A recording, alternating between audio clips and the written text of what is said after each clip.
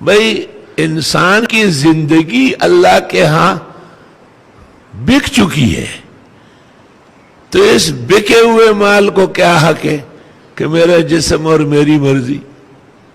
کیا مطلب ہے؟ آپ اپنے جسم کو کہیں ٹرخوانا چاہتے ہیں کیا؟ میرا جسم میری مرضی. آپ اگر اپنے پیٹ میں چھرا مارے گناہگار ہوں گے یا نہیں؟ خودکش کیوں اتنا خراب ہے کہ کبار علماء اور اولیاء اس کا جنازہ نہ پڑھے. اس نے اپنی مرضی اپنے بارے میں غلط استعمال کی.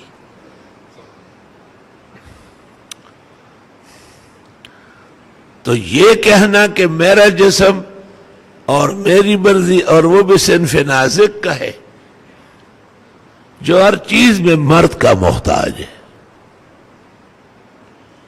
200 عورتیں اکٹھی ہو جائے اور 50 سال تک تو کک بھی پیدا نہیں ہوگا. ایک سانڈا ان میں چھوڑے، ایک بھینسا، شہزادہ گلورین، اور نکاح ہو جائے. ایسا نہ ہو کہ جیسے یہ بدماشان آج کل کہتے ہیں کہ نکاح کی کیا ضرورت ہے، عورتوں کو آزاد چھوڑو. تو نکاح کی تو ضرورت اس لیے ہے کہ عورت مقدس ہے، اس کو کوئی غلط ہاتھ نہ لگائے. وہ بھی پابند رہے گی، نہیں میرا خاوند ہے، میری منگنی ہوئی، میرا نکاح ہوا ہے، یہ اس کا حق ہے. تو سازشی لوگ فتنہ باز ہر دور میں ہوتے ہیں، کیسی باتیں کرتے ہیں. میرا جسم اور میری مرضی غلط ہو جائے گی. میرا جسم اور میری مرضی یعنی میرا ٹٹو اور میرا بار. شرم تم کو مگر نہیں آئی.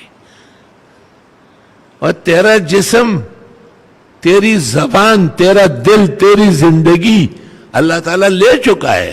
بکے ہوئے مال کو کہیں اور بکوانا چاہتی ہے. تو علماء دین غریب بھی پیچھے پڑ جاتے ہیں، بس وہ تو فارغ بیٹھے ہوئے ہیں، کیا کرے، ان کا منصب یہ ہے. کوئی رائے راست چھوڑے اور ادھر ادھر عالم شور مچا دیتے. دیکھو قرآن کہتا ہے وَقَرْنَ فِي بُيُوتِكُنَّ، اے پیغمبر کی بیویوں گھروں میں چمٹ کے رہو. یہ کہتی ہے نہیں ہم کو تو دوڑ لگانی، وَالشَّاوِشِ، اتنی مستی چڑھ گئی ہے. کبڈی تم کھیل رہی ہو، کرکٹ میں تمہاری ٹیمیں ہیں، اب خالی میدان پر چکر بازی کر رہی ہے. میں ایک عجیب بات تمہیں سناتا ہوں کہ دیکھو اللہ تعالیٰ نے جنہوں حج اور عمرے کے سعادت دی ہے وہ سب دیکھ چکے ہیں، اور جن کو ابھی نہیں اللہ نصیب کرے حرمین شریفین کے خطرے و پریشانیاں دور فرمائے، تا قیامت اس کو مرجع و معدن عبادت رکھے.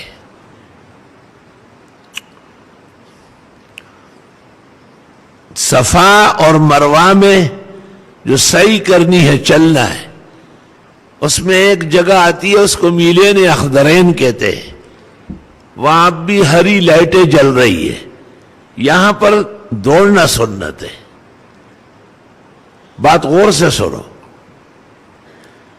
یہ دوڑ سنت ہے اسماعیل علیہ السلام کی والدہ حضرت ہاجر کی.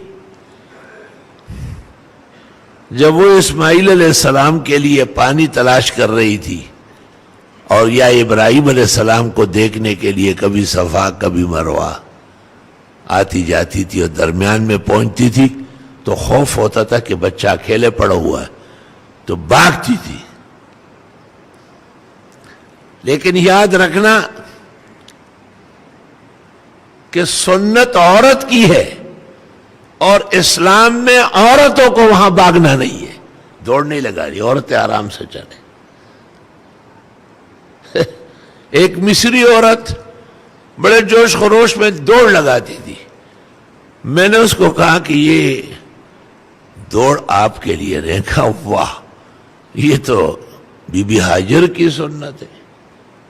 ہاجر تو عورت تھی، مرد نہیں تھا. اور پھر دوڑ پڑی اور سیٹیاں بجائی اور مستی میں آئی ہوئی تھی بہت زیادہ. خزچ مبرشی اور بدزنا ورشی.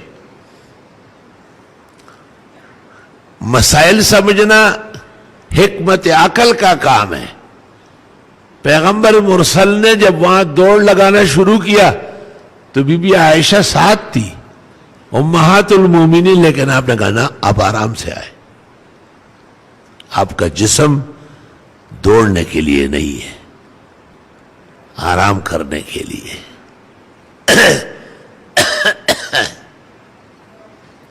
دیکھو 5 وقت نماز مرد کی طرح عورت پر بھی فرض ہے، لیکن عورت نہ اذان کہہ سکتی ہے نہ تکبیر کہہ سکتی ہے. حتیٰ کہ تراویح میں تلاوت تک ان کے لیے پسند نہیں کیا گیا الا بشرطین مذکورین فی الفقہ.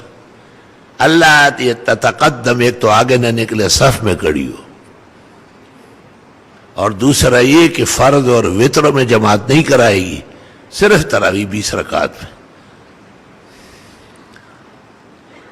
کیونکہ ان کی آواز، ان کا جسم شریعت کا پابند ہے. حدیث میں ہے رسول اکرم صلی اللہ علیہ وسلم تشریف فرماتے اور ام حبیبہ اور ام سلمہ بھی موجود تھی، دونوں بیویاں.